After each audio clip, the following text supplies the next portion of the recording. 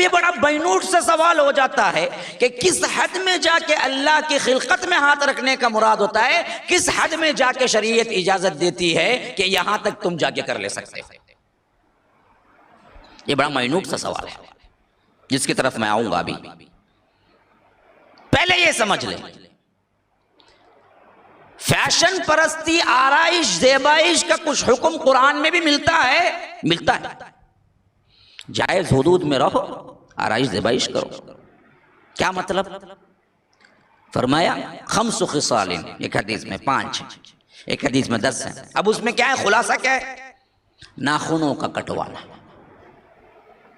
ये भी अल्लाह ने दिया है, लेकिन इसका कटवाना फितरत में है और हर रसूल ने किया, हर नबी ने किया, और हमें भी हुक्म मिला के करो।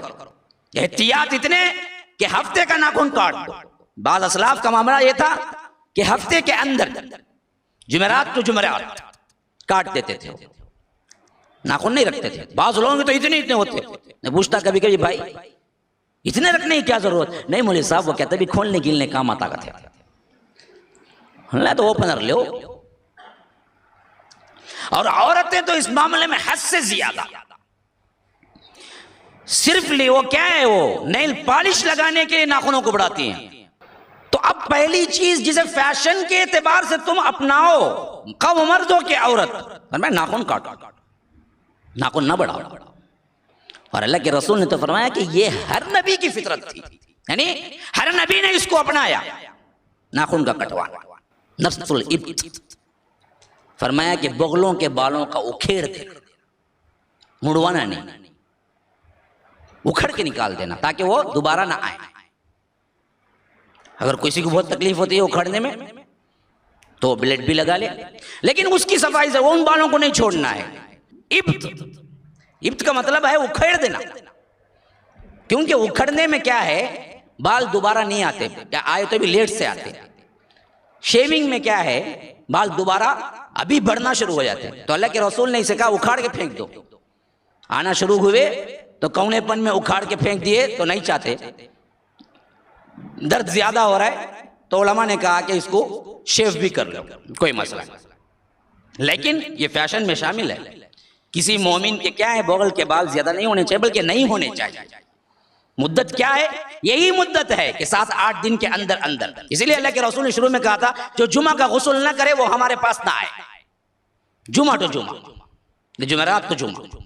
बाद में जब देखा कि इससे तकलीफ हो रही है मुसाफिरों वगैरह को, दूसरों को भी फरमाया कि क्या है, ऑप्शनल है, चाहो तो तुम जुमा का गुस्ल कर लो, चाहो तो छोड़ दो, लेकिन फजीलत वाला गुस्ल है बहुत जुमा का।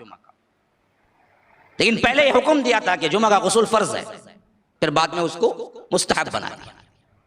तो मालूम हुआ कि 8 दिन में एक बार तो जाना ही नाना है, जरूरी किसी हालत में, कोई भी शख्स हो, नौजवान हो बूढ़ा हो, बतौर मुस्तहब के अल्लाह के रसूल ने उभारा है कि कितना भी हो 8 दिन से ज्यादा नहीं, 8 दिन के अंदर तुम एक मरतबा नहा लो, बाकी सफाई कर लो, इख्तियार है, ये तुम्हारे जिस्म के वास्ते क्या है, बहुत अच्छा है।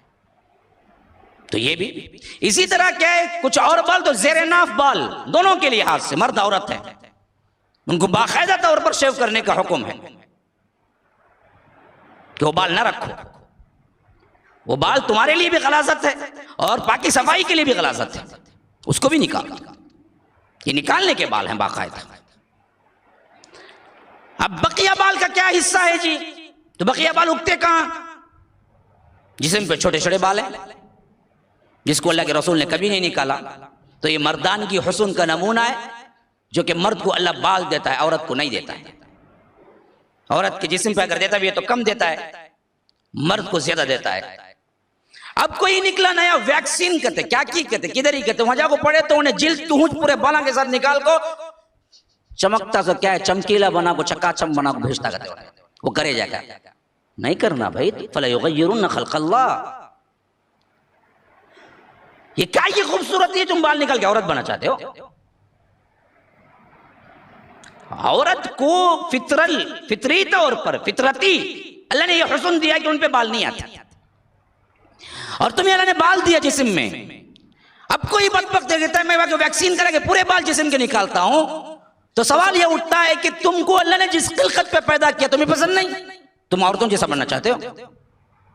आज औरतें बनने की बीमारी भी बहुत है। औरतों को मर्द बनने की बीमारी है, मर्दों को औरत बनने की बीमारी है।